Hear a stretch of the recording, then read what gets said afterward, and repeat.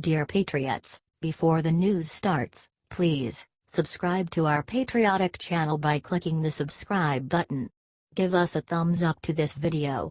Don't forget to leave your opinion below in the comments section. Share the news on Facebook and Twitter so you friends see it. Thank you. Good luck. Barron Trump's big plans for tomorrow will make every American smile. Barron Trump is starting school. Barron will be attending St. Andrew's Episcopal School in Potomac, Maryland, and is the first child to ever go to that school. The school's first full day in on September 5th, and Barron is believed to be starting 6th grade. Before starting at St. Andrew's, Barron had attended Columbia Grammar and Preparatory School on the Upper West Side of Manhattan while he lived in New York. With all of the hubbub surrounding his dad, and being away from his former school friends, we can only hope he has an easy transition and enjoys school like any other normal kid.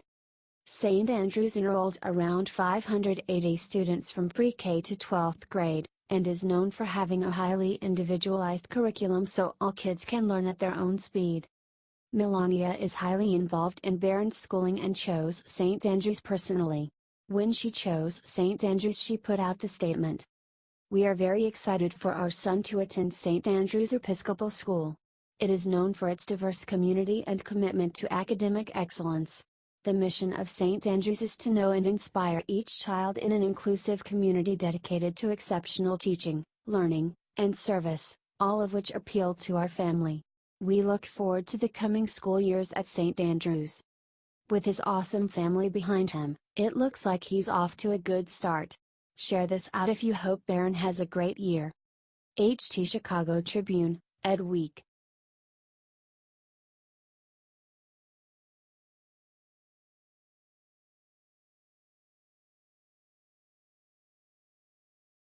Right after speaking to astronaut, Trump says 4 words that shocked the media to their core.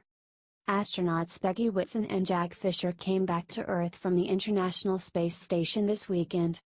President Trump got to speak to them and congratulate them for their incredible accomplishments while in space, The Hill reports. The White House readout of the president's call to the astronauts is as follows. "They make us all very proud. Exploration has always been at the core of who we are as Americans, and their brave contributions to human spaceflight have continued that great tradition." But here's the best part, the president personally called out Peggy Whitson, who set a U.S. record for longest consecutive days in space at 665 days. President Trump said she was an inspiration to us all, and added, "Especially to young women interested in or currently pursuing careers in science, technology, engineering and math." The especially to young women part is key here. The media and the left in general are always going on about how President Trump hates women or thinks they are less than men. But that couldn't be further from the truth. As this quote shows, the president is proud of the incredible women scientists in this country and he wants to encourage even more. The media definitely isn't going to advertise this one though, so share it loud and proud, patriots. HT The Hill.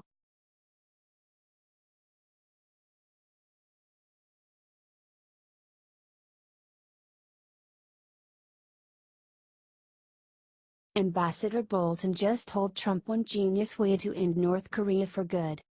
Former UN Ambassador John Bolton may technically be retired from politics, but that is not gonna keep him from talking about it. He has one piece of advice for President Trump that he thinks is the only way left to win in Korea. Bolton said it's high time we help South Korea conquer North Korea and end the Korean War. The former UN ambassador sure as heck did not mince his words when he went on Fox's Sunday Morning Futures and said, "The only diplomatic option left is to end the North Korean regime by effectively having the South take it over." When the stand-in host tried to argue with Bolton that his solution was not really diplomatic, he fired back. "Well, that is their problem, not ours. Because anybody who thinks more diplomacy with North Korea, more sanctions, whether against North Korea, or an effort to apply sanctions against China, is just giving North Korea more time to increase its nuclear arsenal, increase its ballistic missile capability, increase the accuracy of its guidance systems and put us, South Korea, and Japan in more jeopardy." Plain and simple. Look, a war with North Korea sounds terrible. It sounds bloody, expensive, and potentially nuclear. However, if we wait, the outlook simply looks grimmer. If you think Trump should take Bolton's advice, let him know by sharing this everywhere.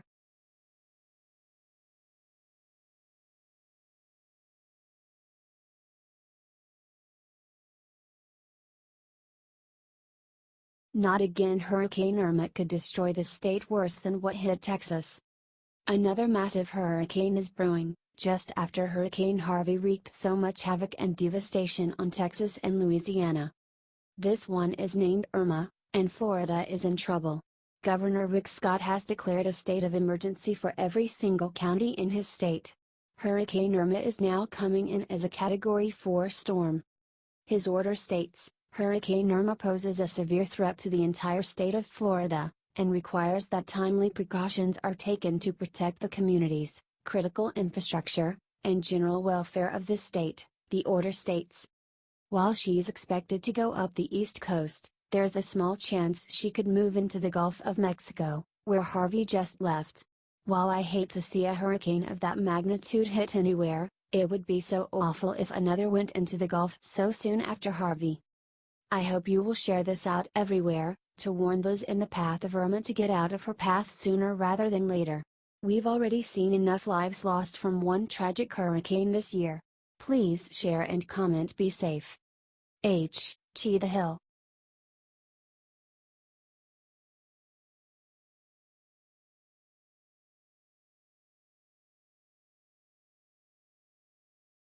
The brink. China just answered Trump on North Korea. Will it mean nuclear war?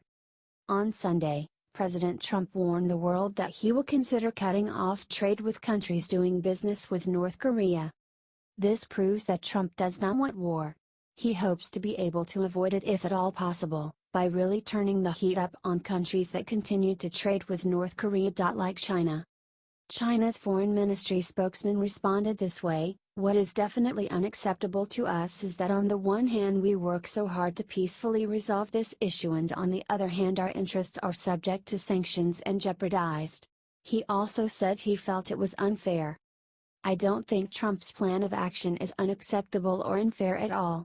China may have worked so hard to peacefully resolve things with North Korea, but it clearly has not worked. After all, North Korea just claimed to have successfully tested a miniaturized hydrogen bomb capable of fitting on an intercontinental ballistic missile. This is no joke, y'all. This madman in North Korea must be stopped, and China holds the cards to stopping them without war. Trump must keep up the pressure on China. If you agree, please help Trump by commenting "Stay on China" and share to gather support from everywhere. H.T. The Hill.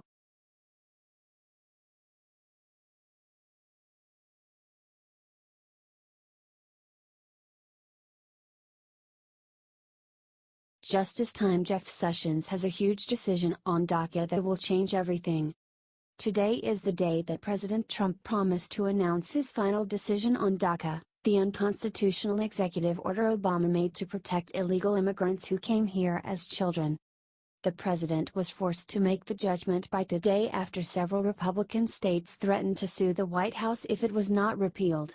His decision has now been made, but it won't be Trump delivering it himself. Instead, the White House released an official statement declaring the decision will be announced by Attorney General Jeff Sessions at 11 a.m. EDT. It also clearly says no questions will be answered after the briefing. While Donald Trump has proactively looked for ways to help the recipients of DACA, he also knows the order cannot stand as is. Some reports even said AG Sessions told Trump he would not defend him against lawsuits if he kept DACA in place. If these children are to be protected, Congress needs to act themselves instead of sitting around doing nothing. The laws are very clear. Trump promised on the campaign trail to protect the DACA children and use heart in his judgment. Now he is doing what he is constitutionally able to by allegedly giving Congress a 6-month period to make a decision before DACA ends.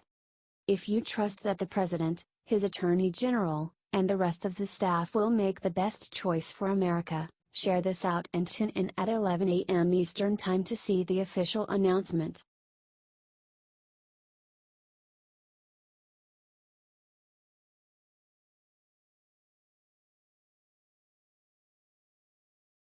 Perfect. Sean Spicer just got a brand new job that will make Trump proud.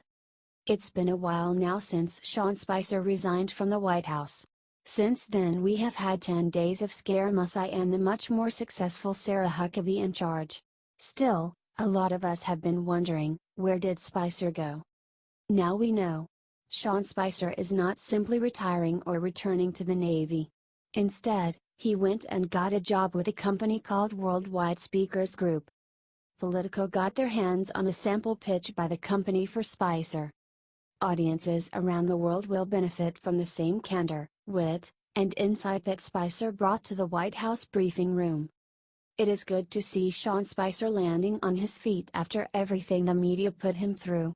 They really treated him like less than a human for their own gain. It's sad, not funny, that the press secretary felt he had to sneak past the reporters just to get home after work. Hopefully, his new job will treat him and pay him far better. And hopefully, now the press won't act like rabid hounds over every move he makes. Either way, I'm sure President Trump is very glad to see his friend and former employee happy and busy once again. Help wish Sean Spicer well by sharing this everywhere and comment good luck.